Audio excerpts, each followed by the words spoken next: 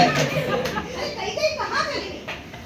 कहीं अरे कहीं अच्छा कहीं यहाँ बैठे श्रृंगार कर रही। अरे अच्छा हो गया इसके विवाह के समय में अश्वपति राजा जो मुझे इसके साथ भेज दिया देखभाल, वरना ये तो अन्न पानी छोड़कर मर जाती। अरे मंत्रा क्यों इतना चिल्ला रही हो? चिल्ला रही? अरे तुझे समझ नहीं आ रहा? तुम्हें सांप डसने वाला है, कल सांप डसने वाला है। खुल के कहो मंत्रा, क्या कहना चाहती हो? खुल के? अरे यही तो कह रही हूँ, कल राम का राज्याभिषेक है। राम का राज्याभिषेक? इसी क्षण की तो मैं कब से प्रतीक्षा कर रही थी मंत्रा। ये देख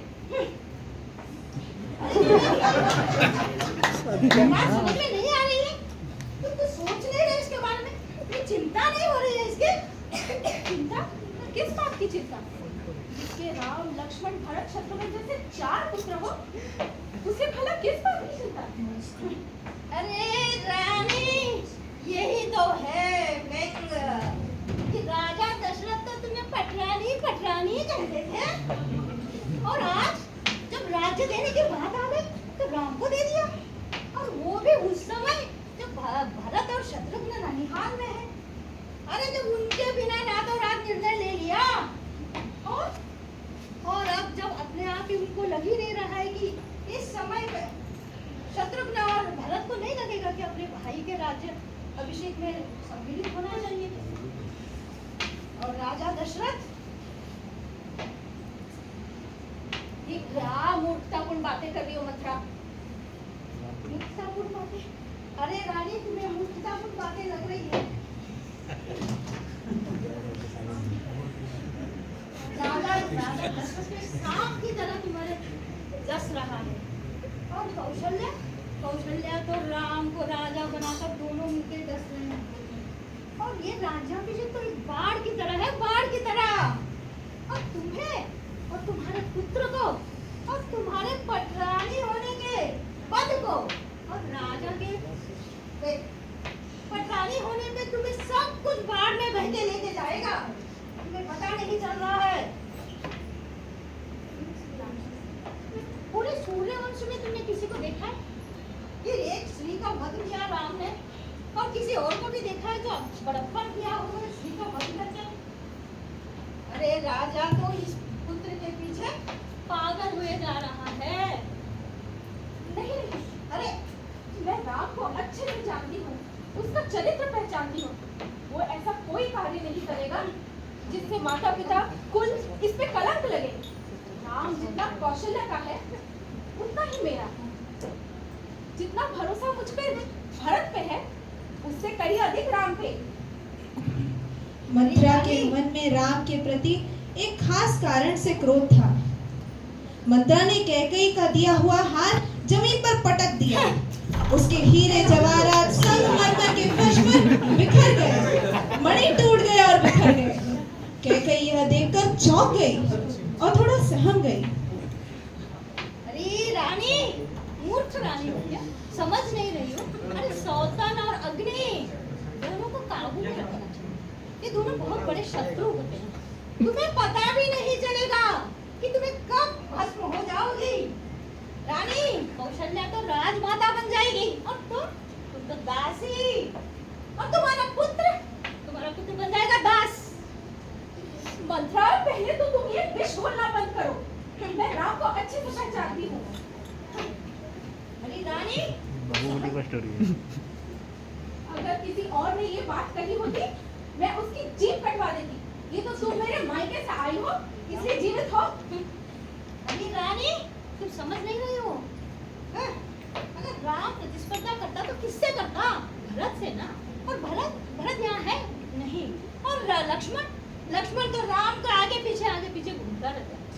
और शत्रुघ्न, वो तो बेचारा बड़ा सीधा साधा। और इन सब का योजना बना रहा है दशरथ महाराज, तभी तो ननिहाल भेजा है दोनों को।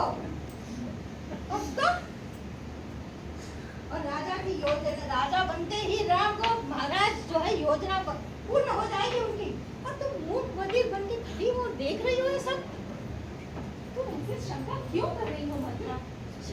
मैं अगर कहूँ राम एक क्षण में भरत को राज्य दे देगा, इतना भरोसा मुझे है। अरे रानी, तुम समझ नहीं रही हो। जब कौशल्या, तुम्हें पटरानी के गर्भ में कौशल्या और सुमित्रा को कितना अपमान करती थी और राजा दशरथ को मिलने भी नहीं दी। तुम्हें क्या लगता है तुम्हें कि ये अपमान भूल गई होगी कौशल्या?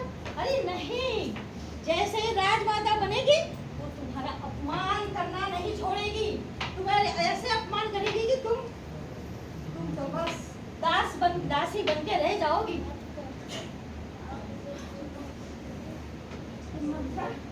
ये तो मैंने कभी सोचा ही नहीं। बड़ी सही बात कही है तूने। तू बता, मैं अपनी रक्षा कैसे करूं? अपने पिता और पुत्र के राज्य की रक्षा कैसे करूं? मंत्रा बता। अरे रानी, जब राजा जनक और राजा कैकेयी ये दोनों शत्रु हैं और राजा दशरथ उनका मित्र, और जब युद्ध ही राजा दशरथ के कारण युद्ध नहीं कर रहे हैं। अगर जैसे राम राजा बन जाएगा, दोनों एक दूसरे पे आक्रमण करने लगेंगे और तुम्हारा पिता, उसका क्या होगा सोचो। अरे अब तुम्हारा क्या होगा? तुम तो बस दासी बन के रह जाओगी। और मैं कह रही हूँ, और मेरी बात सुन लो, तुम्हें याद है कि जब तुमने शंबरासुर का युद्ध में राजा दशरथ के साथ गई थी? याद है तुम्हें? स्मरण है? हाँ, तब वो तो बड़ी प्राचीन बात है। हाँ, तब तुमने राजा को 2 वर मांगा था। तुमने 2 बार उनके जान बचाई थी, इसलिए 2 वर दिया था। याद है तुम्हें? हाँ, कुछ स्मरण तो है। हाँ, तो अभी समय है ये तुम्हारे पुत्र और तुम्हारे पिता का राज्य को संभालने के लिए। अभी ये वर मांगने का समय आ गया है। अभी वर मांगो। ये बहुत अच्छी बात कही तूने मंत्रा। तू इतनी बुद्धिमान निकली।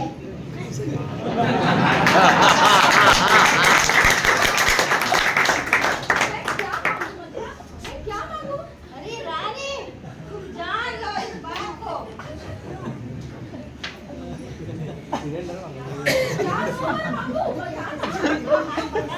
बताती हूँ, इतना उतावली हुए जा रही हो। तो मैं क्या करूं?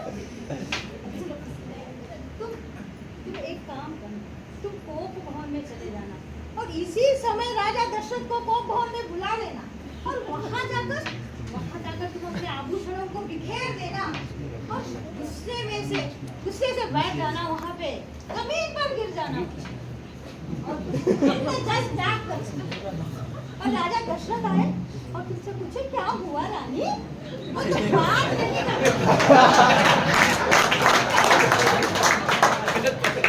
और तो राजा कहेगा, अरे रानी बताओ क्यों इतना गुस्सा कर रही?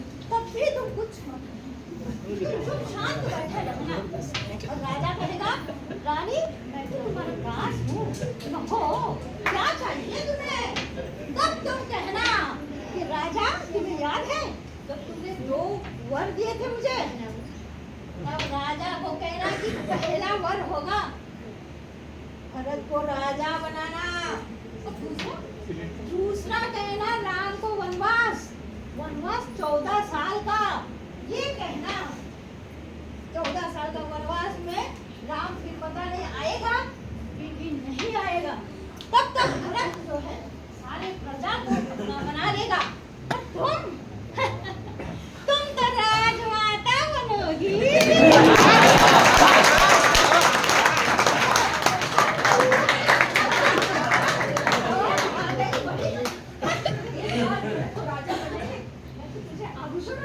तुम्हारे आभूषणों की कोई जरूरत ही नहीं है।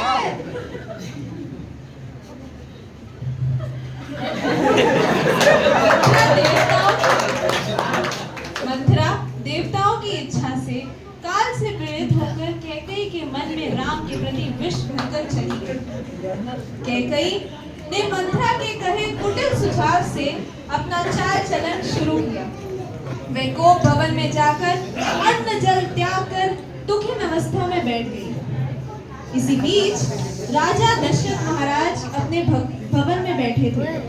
वैसे तो सब योजना के अनुसार ही चल रहा था, पर महाराज दशरथ का मन अत्यधिक व्यथित था।